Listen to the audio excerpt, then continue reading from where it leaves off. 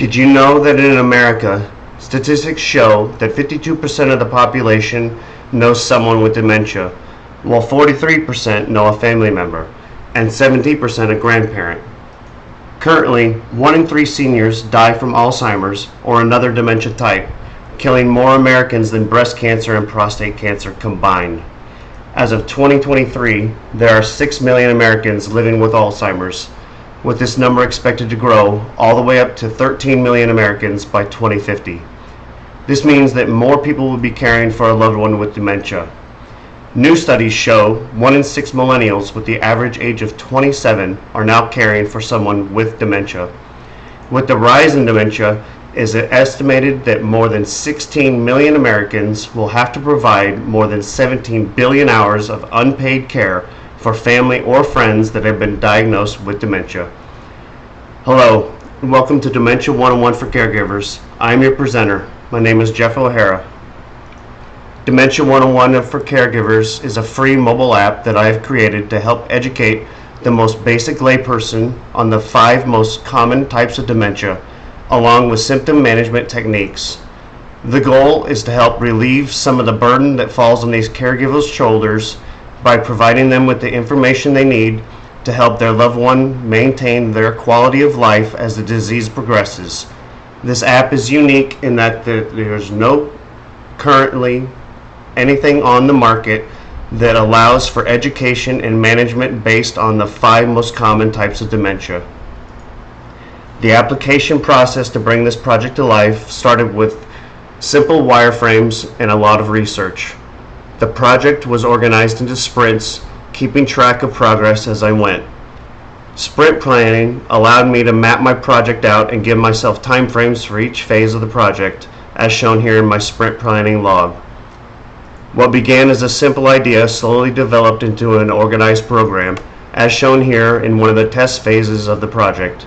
The program was created using React Native, and the app went through several debugging stages until I was satisfied with the final product. I will now walk you through the final application. To open is the welcome screen, where all 5 most common dementia types are displayed, along with the symptoms button and a reference button.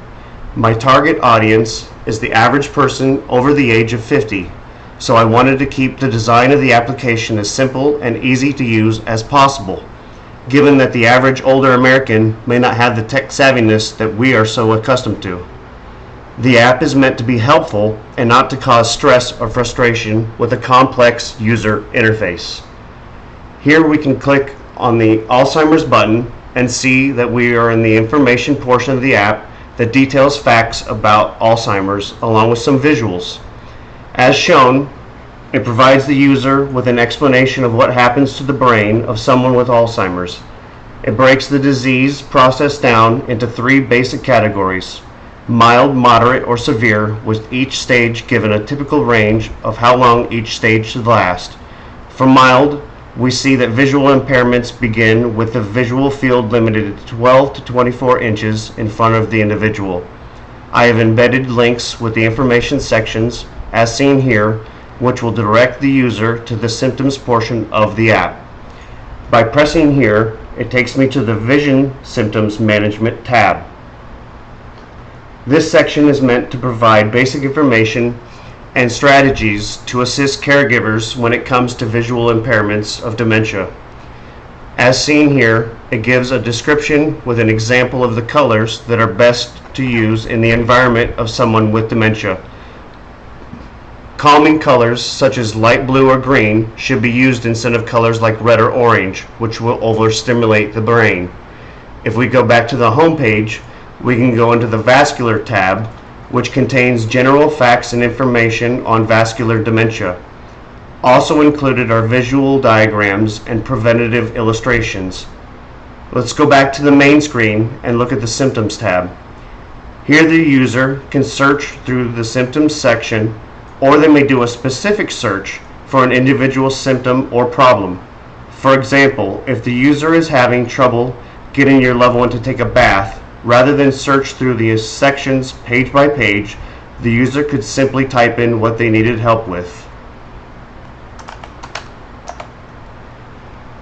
In this example, I typed bath and it took me to the activities of daily living symptoms section. This section refers to personal care activities such as bathing and dressing.